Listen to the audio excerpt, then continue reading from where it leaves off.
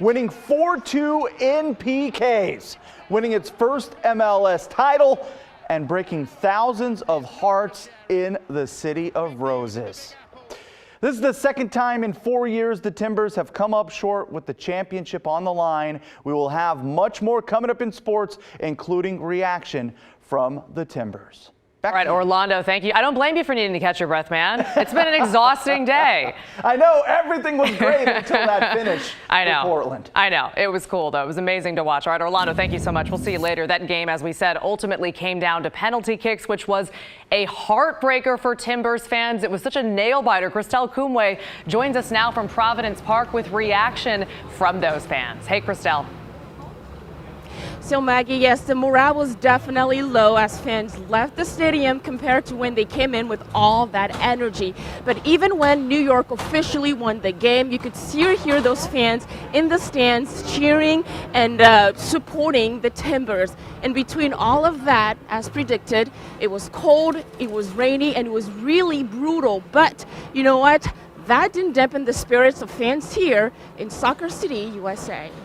Perfect weather for a soccer game. Rain or shine, Rose City turns out for their Timbers. Yeah, we'll take the rain any day, for sure. It's exciting in here. The atmosphere is unbelievable. Timber Joey and thousands of die-hard fans filled Providence Park Saturday to watch the Timbers take on New York City FC. Great vibe. This Timbers Army is here to celebrate. The fans are excited to be here. I just walked through the concourse. It's packed. Portland hosting its first ever Major League Soccer Championship match. It's exciting for Portland. It's a big boost for Portland sports. As players took on the pitch, fans in nearly 200 countries tuned in. It gave Portland the chance to shine on a global stage. It's great to be on the stage, Soccer City USA right here, be on the main stage for the entire world to see what we can do, what our fans can bring, and what the play is going to be like on the field. It's exciting. So anything can happen, it's sports. So we're just here to enjoy it, support Portland, and see what happens. And even though New York came out on top, in the end, this historic match gave Soccer City USA a chance to come together and support the team they love. For many here, that feels like a win.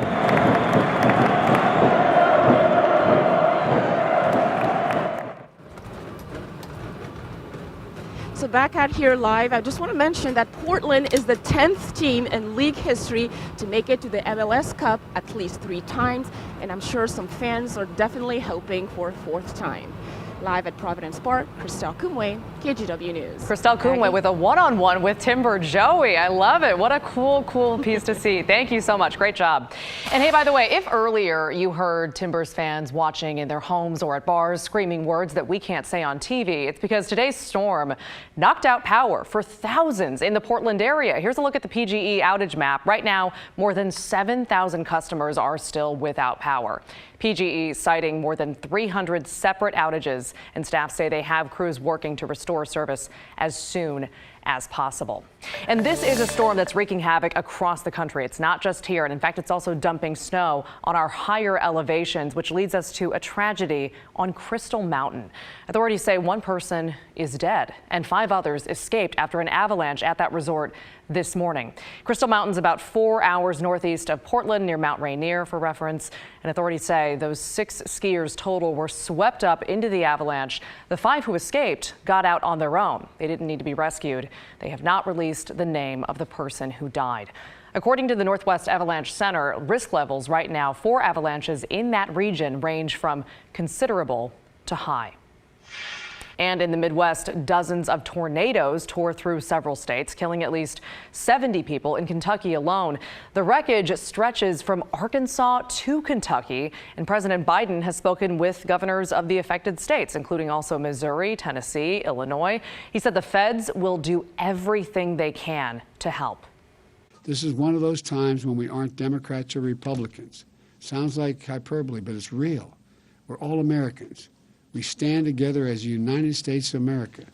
And so I say to all the victims, you're in our prayers, and all those first responders, emergency personnel, and everyone helping their fellow Americans, that this is the right thing to do at the right time. Local crews in the affected areas are continuing to search for survivors as we speak. And right now, FEMA is sending search and rescue teams as well. All right, so as we said, stretched across the country, this storm did, and its impacts. Meteorologist Joe Ranieri joining me now to talk about, I mean, just again, here at home, those outages hit like around noon, right as the game was starting. But what a wallop we got from this storm. I know, we saw peak wind gusts here throughout the metro area, right around 35, 38 miles per hour. The winds have subsided a little bit, but still, we're gonna be looking at a lot of rain and a lot of snow over the next 12 to 18 hours. Let's go right to the radar, Maggie. This is the driest time we've seen so far today, and it's going to be short-lived because we're going to be seeing another round of showers move in here on and off here the next couple of hours. As we look at the Oregon Cascades, though, you're going to be seeing a lot of snow as well. Some of the heavier showers are just moving south of the metro area over into along Highway 224 near Damascus and over in Clackamas County.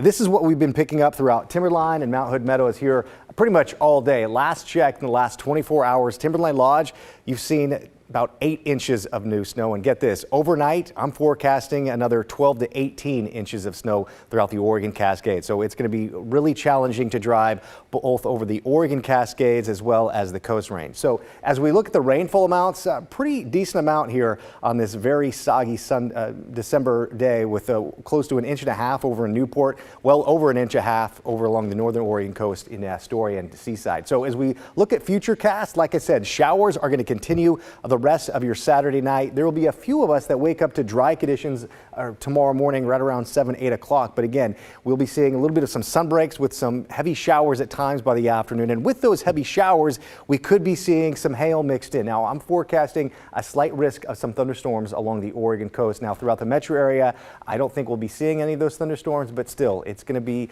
a little bit showery and cooler over the next couple of days. And rainfall amounts between tonight and the early part of next week would go close to 2/3 of an inch of rain. Along the Oregon coast, you could be looking at a few locations close to 2 inches of rain. I'll break all that down for you coming up in my detailed forecast in about 10 minutes from now. But let's get out to Art Edwards, who's live where some trees fell down earlier this morning from all that wind. He's out in Beaverton. Good evening to you, Art. Yeah, Joe, you know what? I'm out here in one of the areas where there's still power out. We are in Beaverton, 92nd and Allen, right outside of the Mandarin Palace restaurant. This happened earlier this morning. Now, we have some video of the PGE crews who were out here a little while ago who were working on this. There was a giant oak tree that came down and it really slammed into some of the power lines, brought some of the lines down. The crews were out here for hours working on this. For a while, they just had to hold back because one of the lines that came down in the street was still a live wire, and people said that they could see it sparking a little bit. So they waited for a while until it was safe to get in there, and then they began their work to repair the damage to the line. We talked to someone who lives in this area about what happened. We could hear a kind of a boom, you know, the lights kind of went off and on. They came back on, we said, okay, everything's fine. And then another big boom, and they were out.